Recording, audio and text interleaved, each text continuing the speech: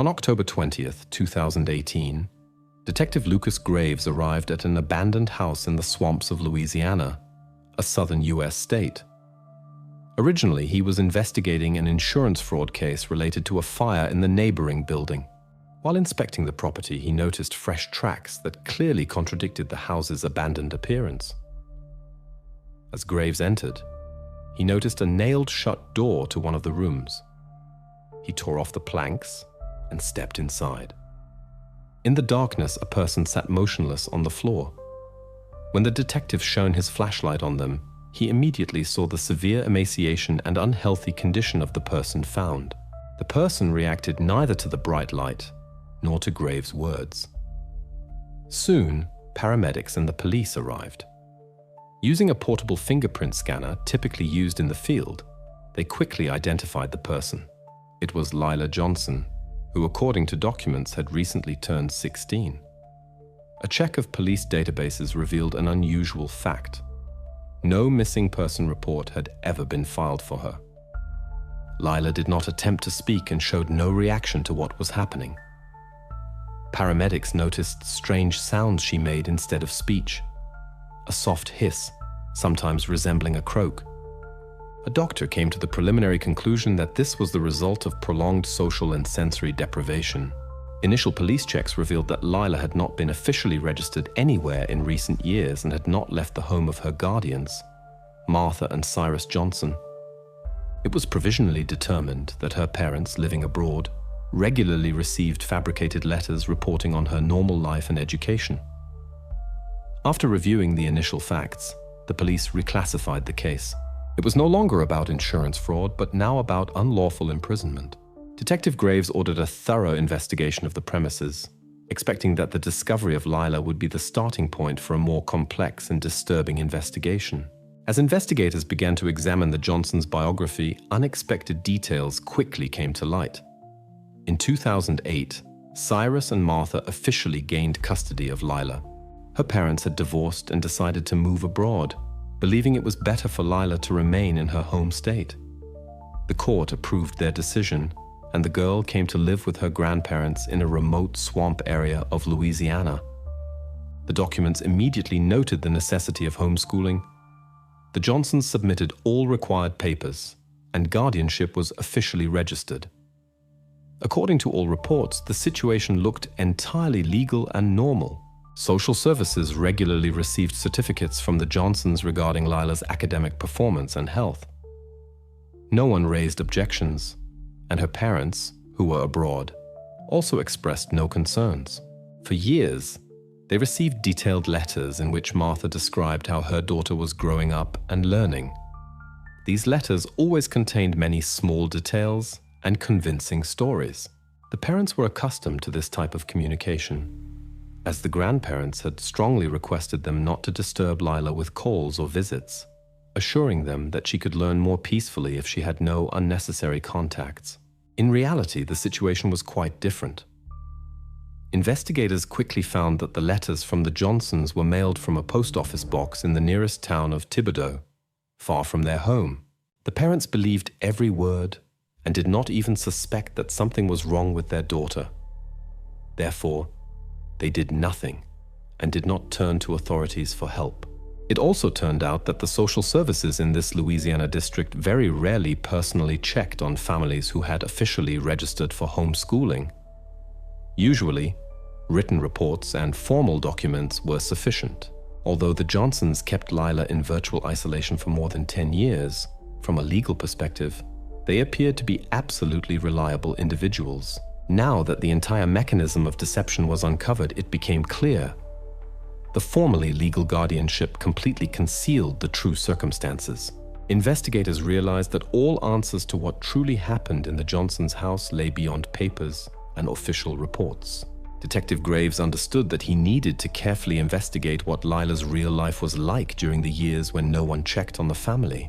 When investigating the fire at the neighboring house, Lucas Graves had not originally intended to enter the Johnsons' property. His task was simple: find evidence of insurance fraud and close the case. However, while inspecting the burned-out building, he noticed something unusual. several fresh shoe prints that started directly at the charred walls and led through the thicket towards the neighboring property. Graves decided to check if there was a hiding place nearby or a location from which the arson might have been observed. Following the tracks to the Johnsons' property, he discovered a small annex behind the main house, used as a tool shed. The door was slightly ajar, and inside on the floor were canisters with remnants of a flammable liquid, exactly the same ones whose traces he had already detected at the fire scene.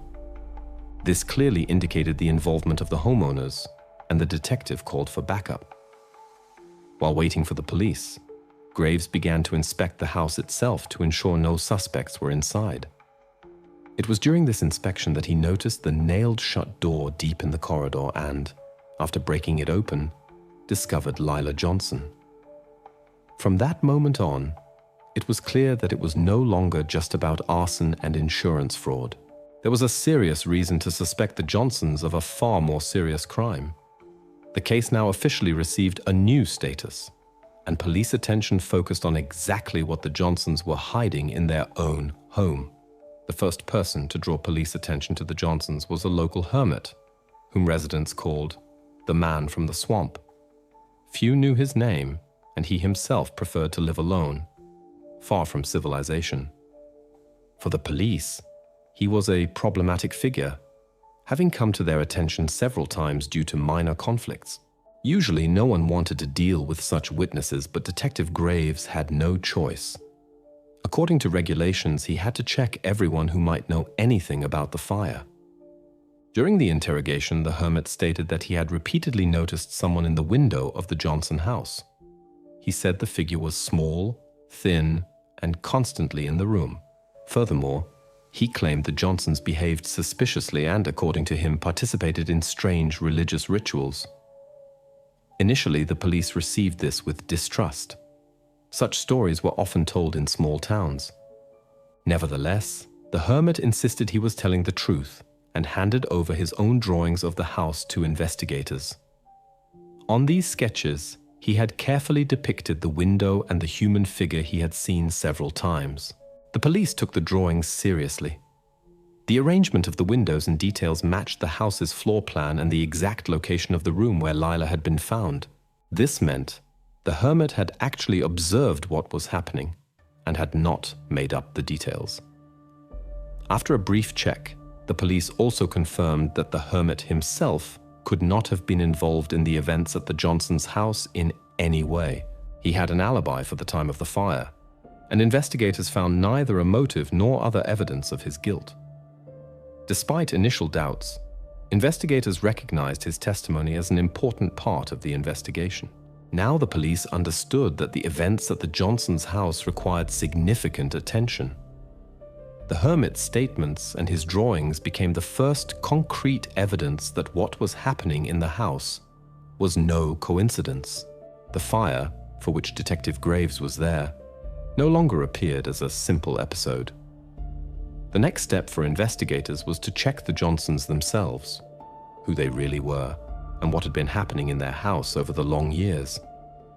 When the police began questioning Cyrus Johnson, investigators immediately realized they were dealing with a difficult person. Despite the severity of the accusations, the elderly man remained absolutely calm and did not once show fear or remorse. He answered questions briefly and clearly without attempting to justify himself or elicit sympathy. The interrogation report notes that Johnson voluntarily admitted that he and his wife had restricted Lila's contact with the outside world. He spoke about it without emotion, even with a certain cold calm, claiming he had done everything correctly. Investigators were baffled by this lack of any reaction, and finally, Detective Graves asked him directly about his motives. That's when Cyrus for the first time clearly explained his actions. He stated that Lila was a pure soul whom he and Martha had to protect from the outside world, which he considered corrupt and dirty. Investigators immediately understood that it was not about any material gain. It was solely about his beliefs, based on religious fanaticism. Aware of the serious situation, the detectives repeatedly offered Cyrus the help of a lawyer, but he refused each time, believing he had nothing to hide or defend. Meanwhile, another team of investigators was dealing with Johnson's wife, Martha. There was uneasiness in her behavior, but she tried to remain silent and gave no clear answers to questions. However, during a search of the house, police found convincing evidence of her direct involvement. The letters sent to Lila's parents were in her handwriting. Martha then stopped denying her role in the events, and she was arrested as an accomplice. Investigators realized that the Johnsons had acted together, driven by a single motive: the fanatical belief that their actions were justified and necessary. Now, police attention focused on the most important thing: how exactly the couple had kept Lila in isolation for so many years, and how far their fanatical beliefs went. As investigators began a detailed examination of the Johnson house, they quickly understood why the family had been able to escape the attention of the police and neighbors for so many years. The house stood on a small plot of land in a hard-to-reach part of the Louisiana swamps, surrounded by the murky waters of Bayou Lafourche. No roads led here. It could only be reached by boat. This was also how Detective Graves had arrived, in a service boat that the police used for investigations in such inaccessible places. When he docked at an old pier about 100 meters from the house, he noticed the tracks that led him to this building. The house looked like a typical dwelling for these swamp areas. It stood on high stilts to avoid floods. All around there was deep silence and no activity whatsoever. Everything seemed abandoned. Empty windows, no light, overgrown paths. Nothing indicated that anyone could live here permanently. However, upon closer examination of the room where Lila was discovered, police noticed disturbing details. The window was tightly boarded up from the inside, preventing any contact with the outside world. An investigation confirmed that the window had been sealed about 1 year prior, likely after the Johnsons had noticed someone taking an interest in the house. This was precisely why the hermit had been able to see the silhouette several times in the window before it was permanently sealed. During the further investigation of the room, police discovered a carefully disguised hatch in the floor. It was so cleanly fitted into the flooring that it was only found after a long and careful search. Beneath the hatch was a cramped space filled with dirty swamp water. The conditions there were so unpleasant that investigators suspected the hatch was used for intimidation and psychological pressure. This version was soon confirmed by Cyrus Johnson himself during interrogation. He calmly explained that the space under the floor was used for regular purification procedures. He believed that immersion in the water helped to cleanse Lila from the negative influence of the outside world. Police psychologists suspected that the regular repetition of such actions could have led to serious psychological consequences and the loss of the ability to critically perceive what was happening. Experts also expressed the opinion that Lila might have simply stopped understanding that something wrong was happening to her and perceived her living conditions as normal. This explained her strange behavior at the moment of her discovery: the absence of any emotions or attempts to ask for help. Thus, the Johnsons' house turned out to be by no means an ordinary dwelling, but a specially prepared place designed to completely isolate a person from society. Every detail of the house, from its secluded location to the specific construction of the room, had been deliberately created to conceal what was happening inside.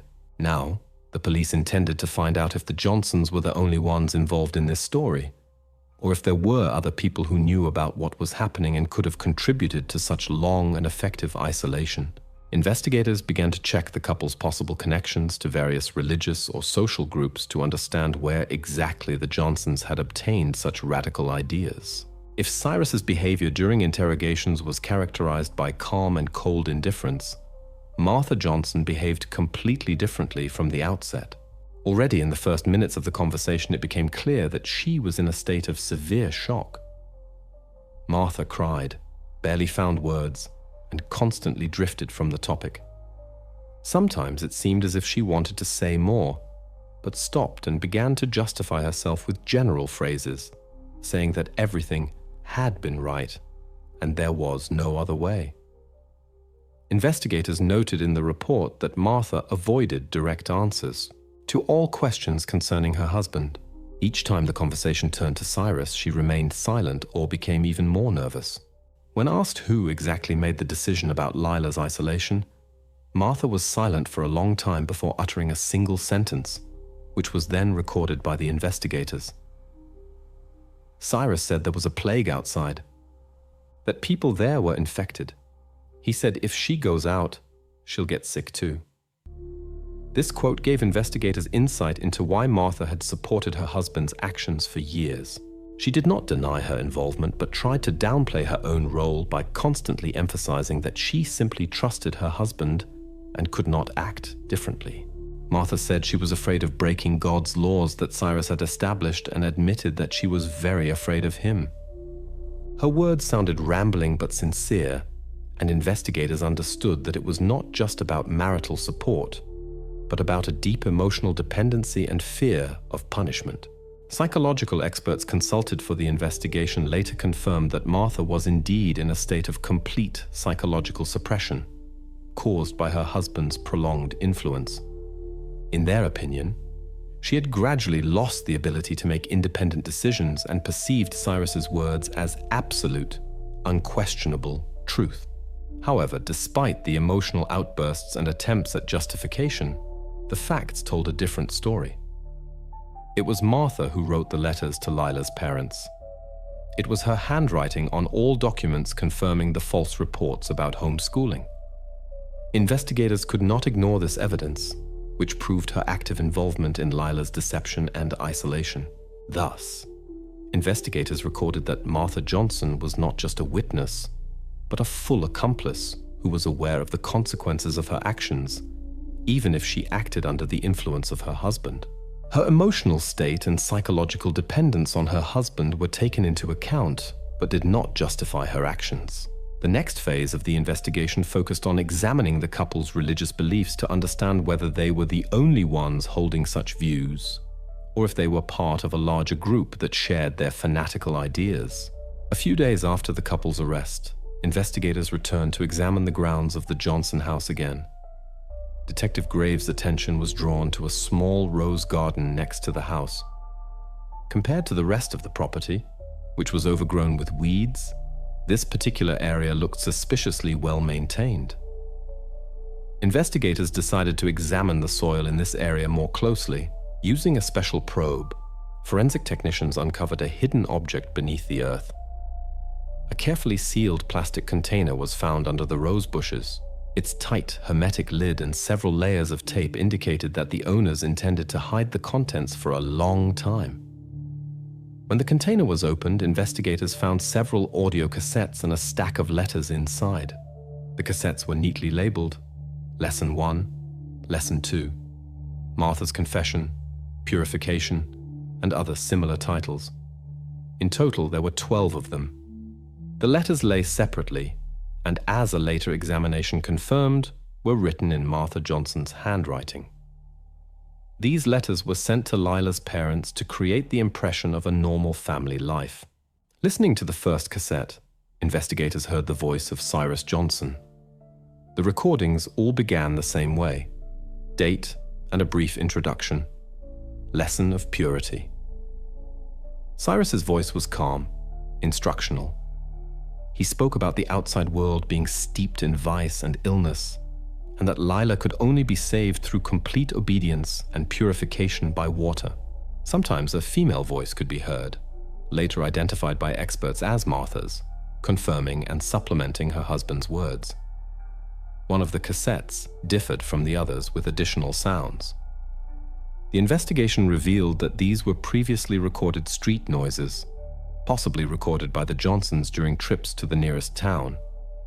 Cyrus played these recordings to further reinforce Lila's fear of the outside world and to prove how dangerous people outside their home were. After listening to all 12 cassettes, investigators gained a clear understanding of how long and carefully the Johnsons had built their system of psychological influence.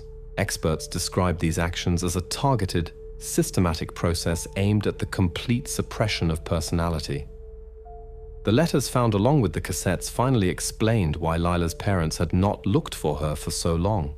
The parents received regular reports of their daughter's supposedly successful homeschooling and fulfilling life. Some letters even contained a signature imitating Lila's handwriting, which finally convinced the parents of her well-being. Now the investigation had a complete picture of what had happened. The materials found proved that the Johnsons not only held Lila captive, but had created a carefully planned system that included psychological manipulation, document forgery, and the deliberate misleading of relatives. The next phase of the investigation was to clarify whether the Johnsons had acted solely on their own initiative, or if they were connected to an organization that might have influenced them or been the source of their fanatical ideas. After reviewing all collected materials, medical experts were consulted. Their task was to provide an official report on Lila's condition so that investigators had a clear understanding of the consequences of what had happened in the Johnsons' house. According to the Medical Commission's report, Lila was diagnosed with severe sensory deprivation and deep psychological exhaustion. In the experts' opinion, this was the result of years of lacking any normal contact with the outside world and almost complete isolation from ordinary human interactions. Specialists also noted signs of so-called selective mutism in her. This means that she was physically able to speak but had psychologically lost the ability to use normal language and virtually did not respond to being addressed. Instead of words, she made inarticulate sounds resembling the natural noises that surrounded her throughout her life. Experts saw this as a consequence of an extreme degree of social isolation, where the human brain simply no longer perceives human communication as the norm. A separate part of the medical report dealt with Lila's physical condition. Numerous scars and insect bite marks were found on her hands and feet. Experts pointed out that such skin lesions most frequently occur after prolonged exposure to stagnant, dirty water, typical of swamp areas. Investigators immediately linked this to the procedure Cyrus Johnson referred to as purification. Thus, the physical injuries confirmed what the suspects had already stated during interrogations. The medical report allowed the investigation to officially confirm that such actions were not random or periodic, but were performed regularly, systematically, and over many years. These conclusions were consistent with the evidence found, the audio cassettes and letters previously discovered on the property. Psychologists working with Lila cautiously explained that the consequences for her psyche would most likely be long-term. Complete recovery could not be guaranteed. They emphasized the need for a long rehabilitation process to restore her ability to interact normally with the outside world. The Medical Commission's report became serious evidence of the Johnsons' deliberate actions. Experts confirmed that the couple had acted consciously and consistently, carefully building a system that had caused significant harm to Lila's health. Now, the investigation faced the task of understanding whether the Johnsons were the only ones who shared and supported such a radical ideology, or if they were part of a larger group. The next phase of the investigation was to clarify the origin of this cruel worldview and determine whether there was a possibility that similar cases could have occurred elsewhere. After reviewing the medical report, investigators returned to the incident that started everything: the fire in the neighboring house. At first glance, the two cases had nothing to do with each other. One concerned Lila's isolation, the other arson for insurance fraud. However, when analyzing the documents found in the Johnsons' house, a detail emerged that connected everything into a chain. A few weeks before the fire, Cyrus had taken out an expensive insurance policy for this house. A financial audit revealed that the compensation amount significantly exceeded the market value of the building. For a simple retiree living in an isolated area, this looked suspicious. Police suspected that the couple planned to defraud the insurance company, and the fire was meant to be part of this scenario. Against this background, the name of the hermit, who had previously testified in the case, resurfaced. He recounted that shortly before the fire, he had seen Cyrus unloading several metal canisters from a boat. According to him, the smell of gasoline had been so strong that it stuck in his memory. This statement was consistent with the investigation's findings. Fuel residues were indeed found at the fire scene. After that, the version of the hermit's involvement was finally dismissed. The police determined that the Johnsons had deliberately tried to make him a convenient culprit. His strangeness, his reclusive lifestyle, and his reputation as the man from the swamp made him an ideal target. The couple calculated that in the event of an investigation, suspicion would automatically fall on him. The investigations confirmed. The fire was no accident, but an attempt to obtain an insurance payout and at the same time destroy the traces of a much more serious story, Lila's isolation. Now both incidents were officially merged into one case.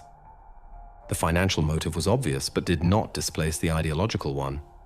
The Johnsons acted not only for money. Their fanatical beliefs mingled with the desire to secure a carefree old age, transforming the crime into a strange mix of faith and greed. This conclusion was separately noted in the prosecutor's report. The Johnsons committed 2 interconnected crimes: planned fraud and the prolonged holding of a person under psychological control. For the investigation, this became an important starting point for the next phase, analyzing where they got these ideas and who could be the source of their fanatical belief. As investigators began to examine the Johnsons' biography, their task was to understand how an ordinary elderly couple could arrive at such extreme behaviors.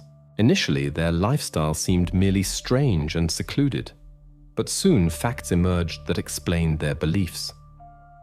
Neighbors told the police that Cyrus and Martha had long since practically stopped speaking to anyone in the area.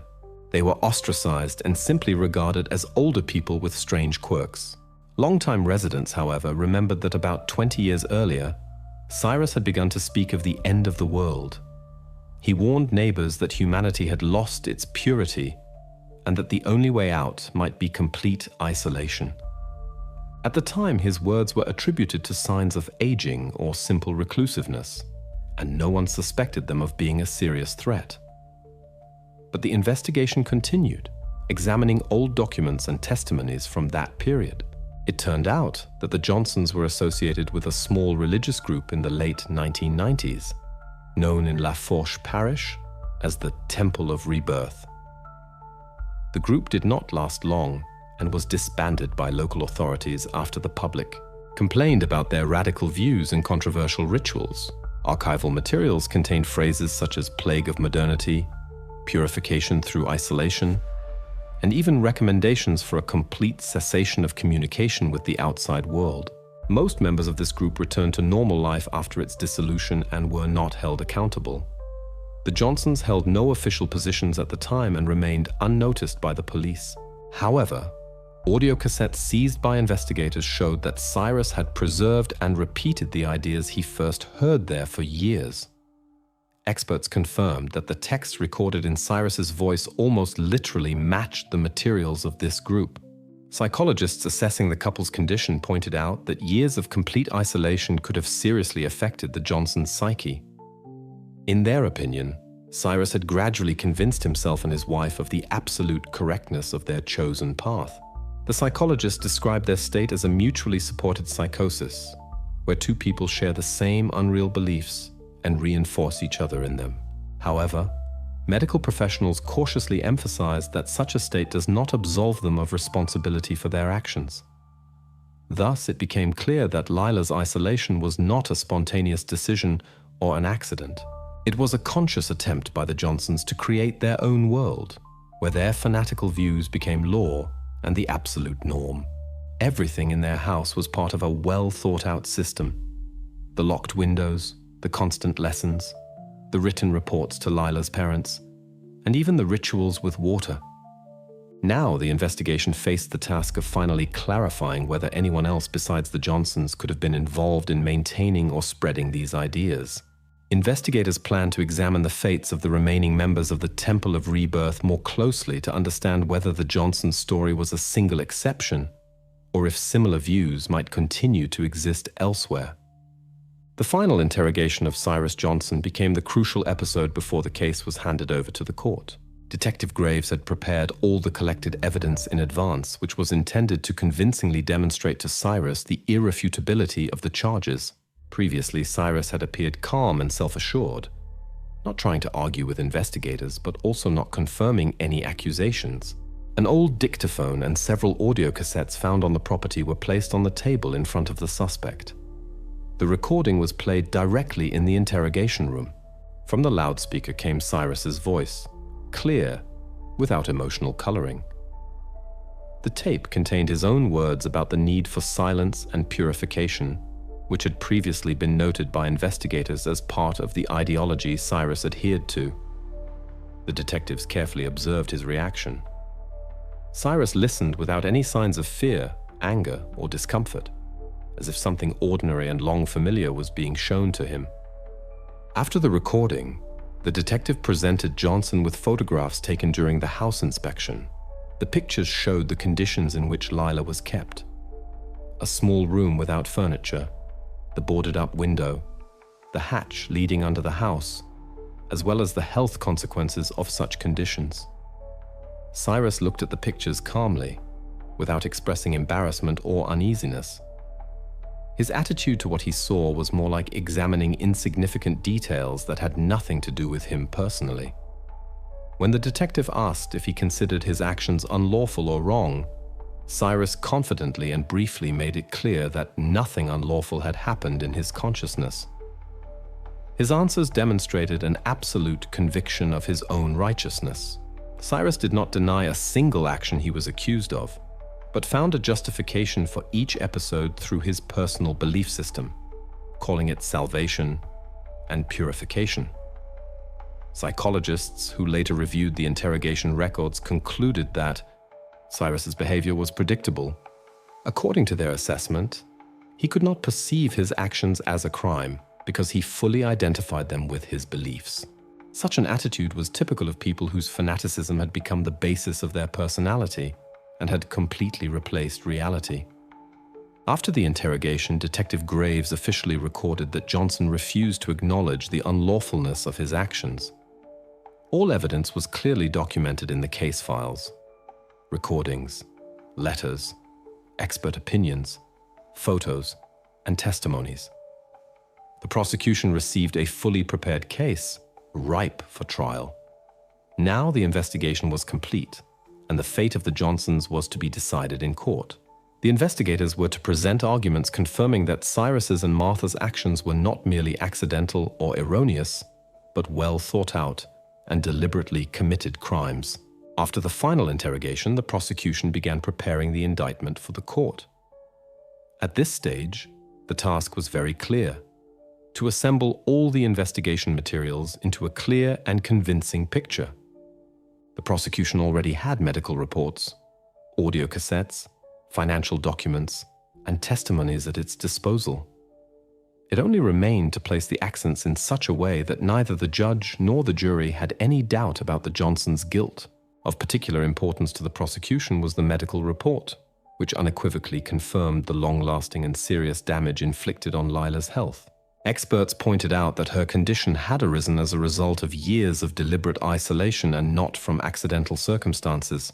These conclusions were supported by other evidence, including the recordings on the cassettes, on which the voices of Cyrus and Martha could be heard discussing and planning their actions. An additional element of the indictment was the statements of neighbors and the hermit, who confirmed that the Johnsons had hidden Lila from outsiders for years to avoid any contact with the outside world. The letters sent to Lila's parents were also presented, proving the systematic concealment of information and the intentional misleading of relatives. The prosecution also reviewed the financial aspects of the crime. It was confirmed that Cyrus had taken out an insurance policy for the neighboring house, which he managed through a power of attorney shortly before the fire. This meant that the financial motive was no less significant than the ideological one. In the indictment, the prosecution summarized both episodes, emphasizing that the couple was guided by both fanatical beliefs and the desire for material gain. The lawyers paid particular attention to examining the Johnsons' past and the archival materials of the disbanded religious group, Temple of Rebirth. These documents were obtained through requests to the district archive and through testimonies of former members of the group. Experts found that the Johnsons' ideology almost completely matched the teachings of this group, proving that the couple had acted consciously based on a ready-made worldview and not on accidental or impulsive decisions. Psychiatrists involved in the investigation provided an expert opinion on the defendant's condition, noting that although the couple was under the influence of severe perceptual distortions, their psychological state allowed them to fully recognize the unlawfulness of their actions. According to the specialists, both spouses deliberately ignored the laws, believing that their personal beliefs superseded all societal norms. By the time the case was handed over to the court, investigators had a clear and conclusive picture of exactly how Cyrus and Martha had committed their crimes. All materials were organized and prepared so that no doubts about the defendant's guilt could arise in court. Now the case fully passed to the court, and the investigators only had to await the final verdict. When the indictment was almost sent to the court, Martha Johnson, unexpectedly for everyone, decided to waive her lawyer and voluntarily gave new statements to the investigators. In a written statement, she said that she was ready to speak openly about everything that had happened in the house. Investigators considered her decision an important step that could finally put all the accents on the case.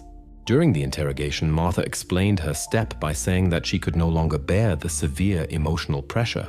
She confessed that she had lived under her husband's control for many years and was tired of pretending that everything that happened was normal. Investigators noted that Martha spoke freely and openly for the first time in a long time, without her usual reticence. In her words, there were no more memorized phrases and no attempts to evade direct answers. She confirmed that she was personally involved in Lila's isolation and had written the fake letters to the parents. According to her, she did this not out of self-interest or greed, but out of a feeling of complete dependence on her husband's views. Over time, his ideology had replaced all her notions of morality and law, and she had stopped recognizing the line between faith and cruelty. Martha did not call her actions crimes, but for the first time openly admitted that this had harmed Lila. In her confession, she also spoke about the constant fear of Cyrus, who always held authority in their family. She admitted that she was afraid to contradict him and question his words. Experts later confirmed that her behavior corresponded to a state of complete psychological submission, caused by years of pressure and shared isolation. The investigation recorded her statements as a voluntary confession of complicity. Martha's statements fully agreed with the already existing evidence and explained those details that had previously raised questions. Now the investigators no longer had to formulate hypotheses. The words of the defendant herself clarified all disputed points. After the statements were officially documented, the prosecution concluded that no further investigation was necessary. Martha's confession legally concluded the case and confirmed that the couple had acted in concert and consciously, guided not only by fanatical beliefs, but also by deliberate intentions. Thus, Martha Johnson was the one who concluded the investigation by confirming all the collected evidence. Her words not only revealed the whole story, but also clearly demonstrated the roles of each spouse in this case. Now the investigators only had to hand over the materials to the court and await the decision that would determine the extent of responsibility of both defendants. As the investigation entered its final phase, investigators decided to conduct a complete reconstruction of Lila's life in the Johnsons' house. The sole goal was to show the court exactly how this isolation lasted for so many years and what happened behind closed doors.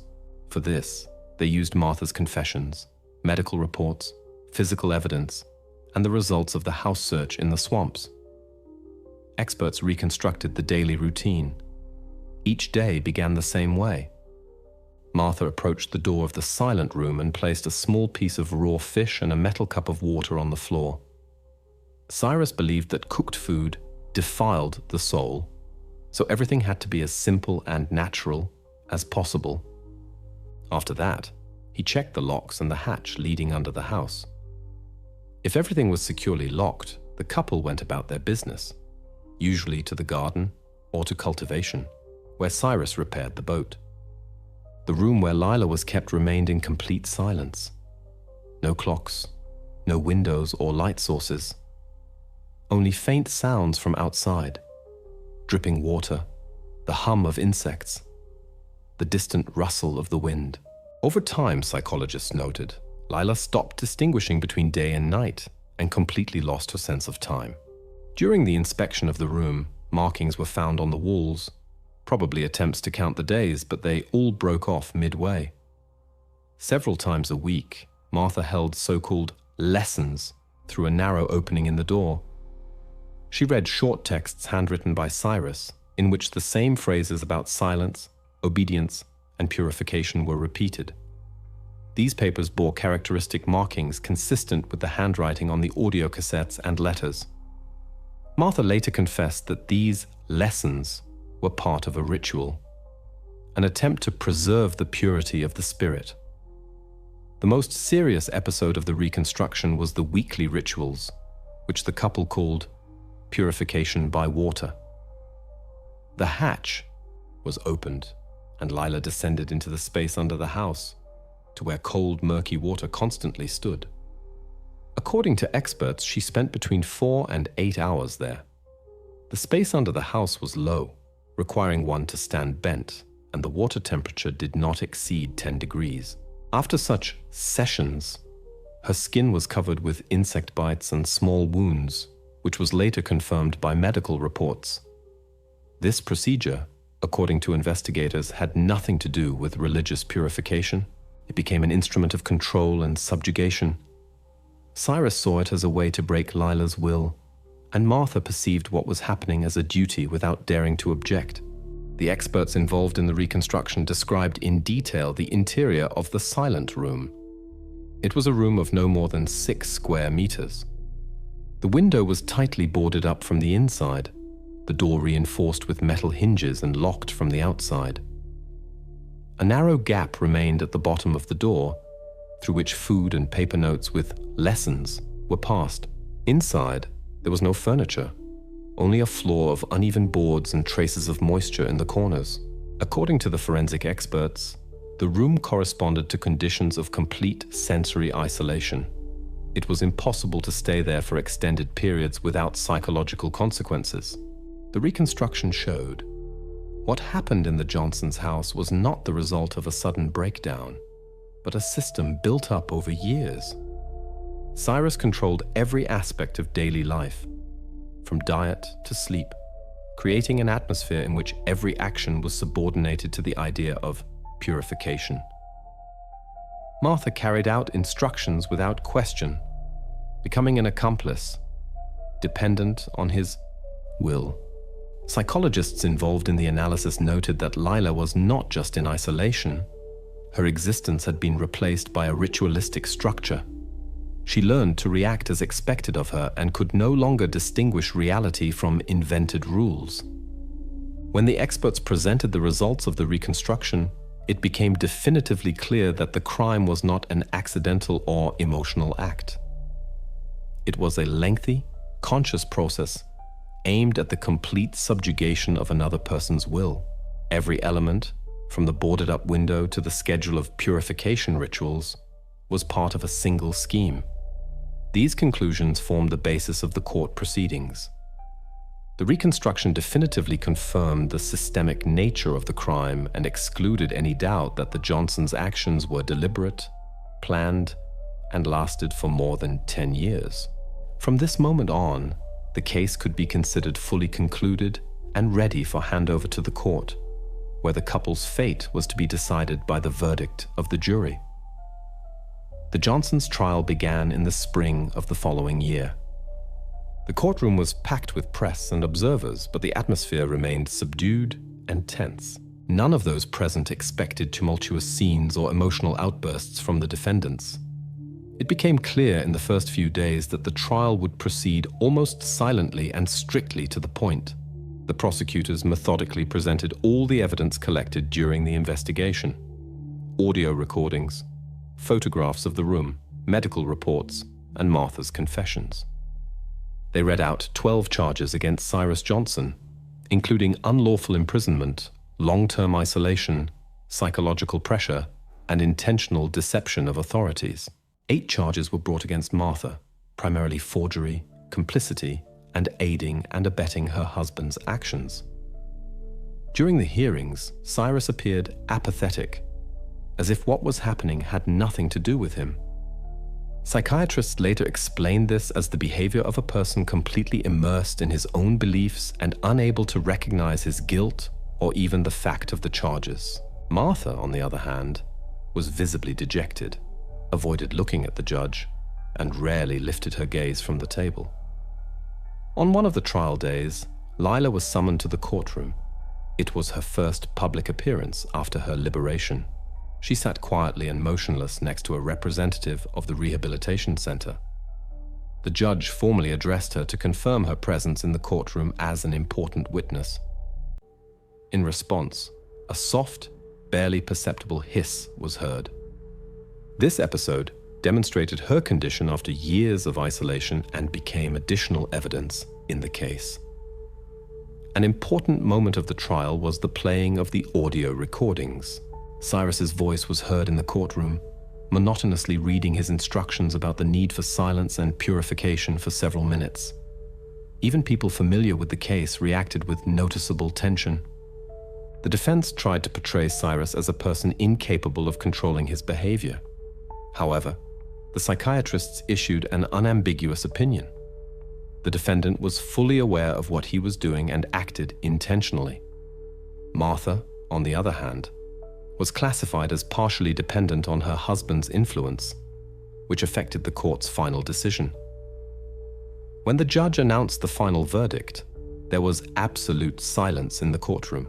Cyrus Johnson was found guilty on all counts and sentenced to life imprisonment without the possibility of parole. Martha was found guilty of complicity and received 30 years in prison. At that moment, she broke down and cried. Cyrus did not react at all. He continued to sit in the same position, as if he did not take what had happened seriously. The prosecutors later noted that the trial was one of the most difficult in their practice, especially emotionally. Although there were no tumultuous scenes in the courtroom, the full gravity of what had happened was palpable to everyone present. The trial was concluded. Cyrus and Martha received their deserved punishment. Their actions were officially recognized by the court as a serious crime, the consequences of which Lila would have to overcome for a long time. With the sentencing, the legal part of the story was concluded. The next phase no longer concerned evidence and court decisions, but the recovery of a person who had spent almost her entire life in isolation and was only now beginning to relearn how to live. After the completion of the court proceedings, Lila was transferred to a specialized center in Louisiana. The main task of the specialists was to restore her ability to communicate and adapt to life among people. Psychologists, neuropsychiatrists, and speech therapists worked with her daily but knew that the process would take years. The selective mutism that had developed against the backdrop of long-term isolation proved stubborn. Lila did not speak a word, avoided direct eye contact, and did not respond when spoken to. Gradually, she began to change. The doctors noted small improvements. Lila became calmer, no longer flinched when in contact with people, sometimes accepted objects placed in her hand, but she still did not speak. The specialists conceded that it was probably no longer possible to restore full speech ability, but continued therapy to help her gain minimal communication skills and independence. Detective Lucas Graves, who uncovered this case, was transferred to a department dealing with crimes against minors. The leadership praised his work and professionalism, but Graves himself confessed in conversations with colleagues that the Johnsons story had become a turning point for him. He said that after this case, he began to pay attention to things that had previously seemed insignificant to him, to people's strange habits, to details that others did not notice. The Johnsons' house in the swamps was soon demolished by order of the local authorities. The site was cleared, and after a few months, nature had completely reclaimed it. For the residents of the district, however, this place remained a symbol of something alien and oppressive. People tried not to talk about it, and if they did remember it, it was only briefly, as an event best left untouched. Although the investigations and the trial had answered most questions, one remained unexplained. Experts could never understand how the Johnsons had managed to completely suppress Lila's natural reactions in her early years. crying, screaming, fear. She could not tell what had happened, and the remaining evidence provided no direct answer. This point remained a mystery even to the experienced investigators and psychologists who studied the case files. The Johnson case was officially closed. The archive with the materials was handed over to the La Fourche District Court, where it is still kept today. The story resonated widely in the press and in scientific circles, becoming an example of how beliefs driven to fanaticism can destroy lives. Cyrus Johnson, 81 years old, was sentenced to life imprisonment without the right to parole. Martha Johnson, 79 years old, received 30 years in prison. Lila continues to live under the supervision of specialists. Her world is now limited to the walls of the clinic, walks in the courtyard, and short therapy sessions.